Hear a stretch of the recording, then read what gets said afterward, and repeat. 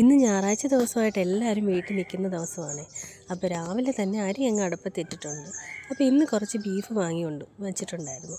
അപ്പം കൊണ്ടുവന്ന പടയെ നന്നായിട്ട് കഴുകി ഉപ്പും മഞ്ഞളും കുരുമുളകും ഇട്ട് വെച്ചിരിക്കുകയാണ്. ഇനി അതൊന്ന് വേവിക്കാനായിട്ട് സവാളയും ചെറിയുള്ളി ഇഞ്ചി പച്ചമുളക് ഇതെല്ലാം കൂടെ കുക്കറിനകത്താക്കി ഒരു 3-4 വിസിലടിക്കാനായിട്ട് ഗ്യാസിലോട്ടങ്ങ് വെച്ചിട്ടുണ്ട്.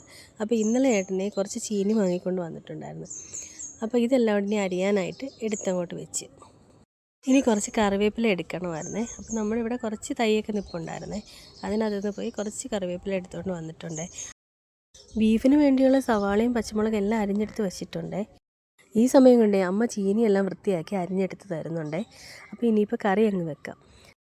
കുക്കറിൽ ബീഫ് വേവിക്കുന്നതിനോടൊപ്പം തന്നെ അടുത്ത അടുപ്പിൽ ഞാൻ കറിക്കായിട്ട് ചട്ടി അടുപ്പത്ത് വെച്ചിട്ടുണ്ട്. അതിലേക്ക് എണ്ണ ഒഴിച്ച് കടുക് പൊട്ടി വരുമ്പം സവാള എല്ലാം കൂടെ നന്നായിട്ട് വഴറ്റിയെടുത്തിട്ടുണ്ട്.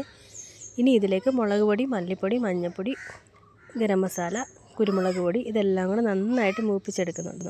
മൂത്ത് വരുമ്പോൾ ഇതിലേക്ക് ബീഫും കൂടെ ചേർത്തിളക്കി ഒന്ന് വറ്റിച്ചെടുക്കുവാണേ. അപ്പോൾ ഈ സമയം കൊണ്ട് കുറച്ച് മോരിനുള്ള അരപ്പും കൂടെ ഞാൻ റെഡിയാക്കി അതൊന്ന് കടുക് പൊട്ടിച്ചെടുത്ത് പിന്നെ ചീനി വേവിക്കാനായിട്ട് വെച്ചിട്ടുണ്ട്. അതിൽ തിളച്ച് വന്നപ്പോൾ കുറച്ച് മഞ്ഞൾപ്പൊടിയും കൂടി ഇട്ട് ഊറ്റി അതൊന്ന് കുഴച്ചെടുത്തിട്ടുണ്ട്.